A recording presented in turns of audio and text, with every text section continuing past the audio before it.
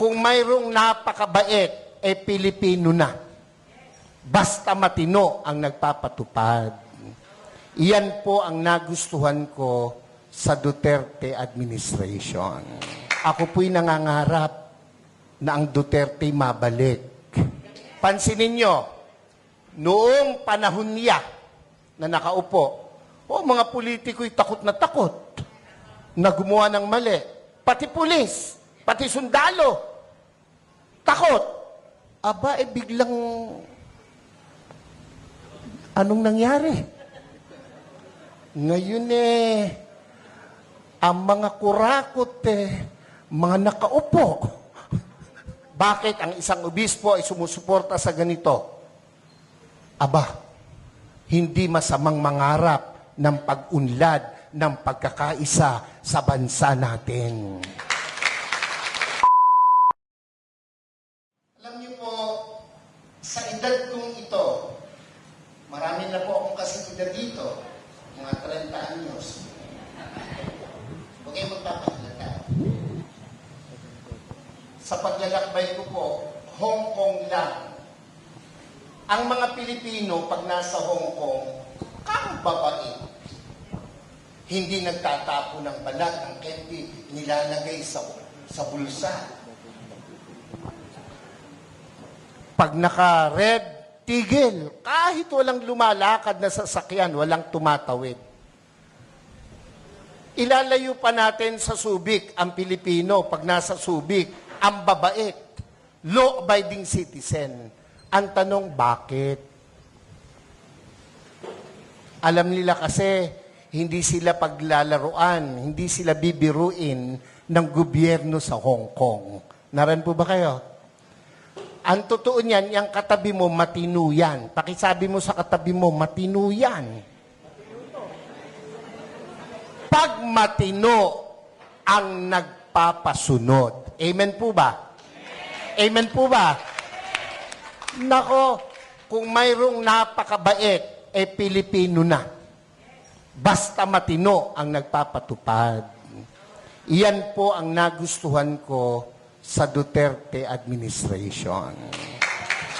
Kahit ako po ay isang obispo, pare, alam niyo naman si Pangulo, pag binanggit ang pare, dumudura. Hindi naman ako kasali doon. Ang katwiran ko, hindi naman lahat. Hindi ako kasali doon. Binabanggit ng Pangulo, pera si Bisha Perez. Naran po ba kayo? Ba't ako masasali, kapogi kong ito? Biro lang po, pero yun po ang totoo. Noong ako po'y nag-aaral, paborito ko pong guro, may katapangan. Abay, nakikinig lahat ng kaklase ko. Pag ang guro ay napakabait, naglalaro yung mga klase ko. Walang matutunan. Nakuha niyo po bang ibig kong sabihin? Sigurado, ang mabait, ang pinsang buo, katangahan. Pakisabi mo nga sa katabi mo, pinsang buo ng mabait, katangahan.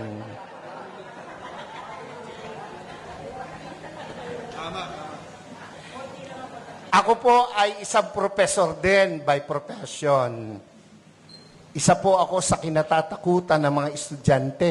Pag ako po'y naglalakad sa koridor, nauubos ang estudyante. Pag pumasok ako sa pintuan, tahimik, para mga pinitpit na luya ang mga bata. Pero isa lang ang aking sinisigurado, may matututunan ang mga bata sa akin.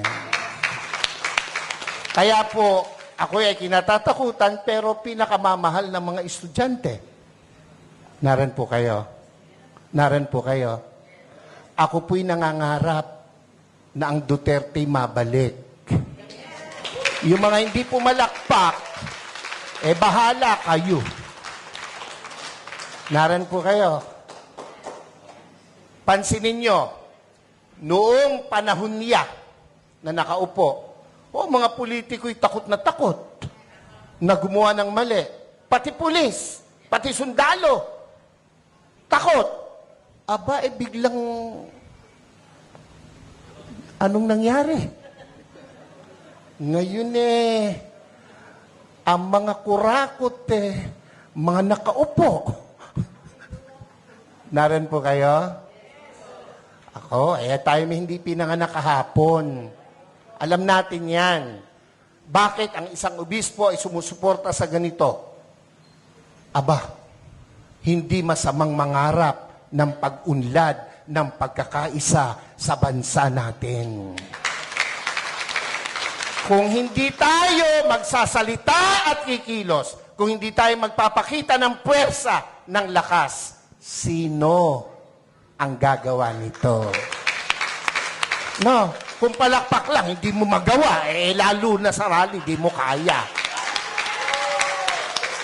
Yung makasigaw ng Amen!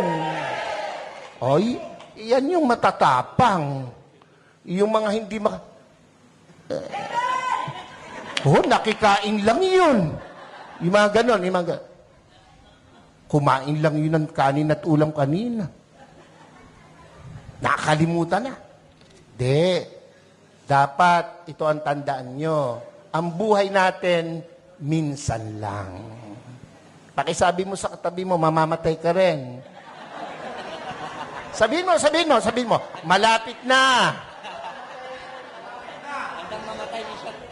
Pero, bago mamatay, napakagandang nagparinig ka, nagparamdam ka para sa bayan. Yun ang pinakamahalaga sa lahat. Amen po? Ako po hindi takot, makulong, mabugbog, basta't iparamdam mo yung gusto mong iparamdam. Babae, gusto mo, maganda, mayaman, sexy, gustong-gusto mo. Sa tuwing nakikita mo, nagpupunta ka ng kubeta. Hanggang kubeta ka na lang. Hindi ka magtatapat, hindi ka magpaparamdam. Pag dumaan na ganon, simulan mo sa kindat. Simulan mo sa dila. Hanggang sabihin mo, crush kita. Hindi ka man tanggapin, at least nagparamdam ka. Mga Bulakenyos, mga kasama kong taga-Caloocan, Zambales, Pampanga, hindi masama na suportahan natin itong rallying to. Yung iba na pe-pressure ng kung sino, natural lang yon. Ang nami-pressure sa kanila, siguro nasa taas. Dahil kung nasa baba, hindi nila papansinin. Pero, tayong malaya, huwag tayong pa-pressure kahit kanino. Minsan lang ang buhay natin. Sabi mo sa katabi, mamamatay ka rin. Sabi mo, mamaya lang. Wag.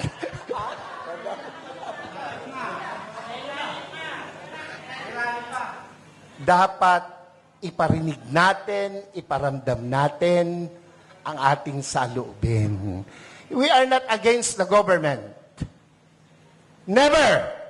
And never will. Lalo po ako. Nakapula nga ako Naran ba kayo?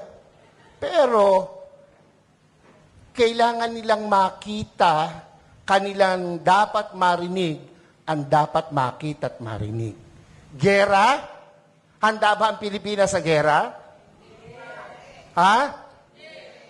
Kurutan man talo tayo sa kurutan. Ilan ang bilyon ang Chino, ilan tayo. Panuntukan, talo tayo. Huwag nilang gawing issue yan. At hindi mangyayaring magkagera. Pilipino pa, subukan nila rito, talo sila. Kung ang laban lang ay chismis, panalo ang Pilipino. Ewan ko ba sa Pilipinas walang chismosa? Wala Mamatay na sana, Lord, yung mga nagsisinungaling. Huwag nilang gamitin yon. Napanakot, divert.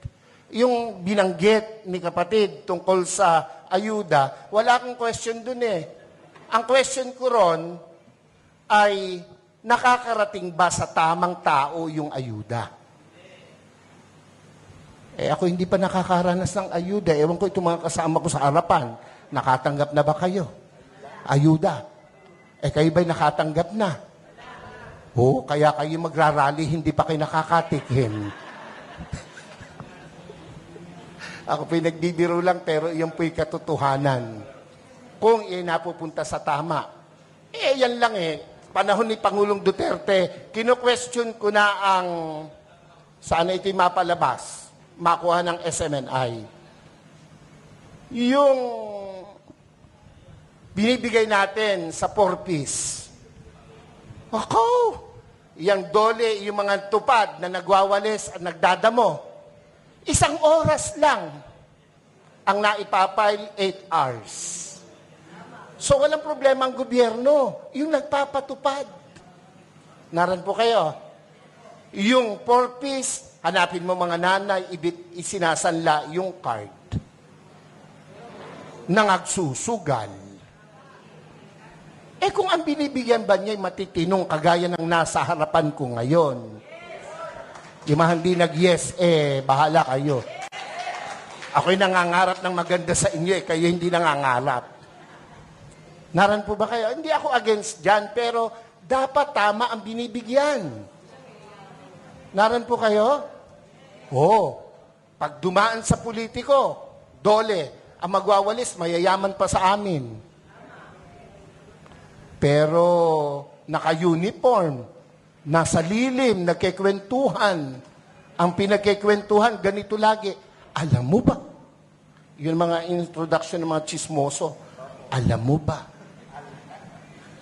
Alam niyo ba? O tango naman. Hindi tayo papayag na hindi natin iparinig, iparamdam, ipakita ang dapat nating ipakita sa bayang Pilipinas na ating minamahal.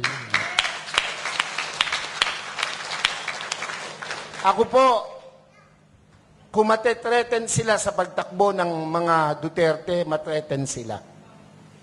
Bakit? Matitino yung Duterte. Ako po, kahit obispo, noong panahong iyan ay lumalaban, ako po'y kasakasama. Ako po'y nangitim. Ako'y inalukan na maupo sa kabinet. Hindi ko tinanggap. Ang gusto ko'y makita siyang namamahala. Kung anong ginawa niya sa Davao, gawin niya sa Pilipinas. At ginawa niya sa Pilipinas. Mabalik yon, ako po ay matutuwa.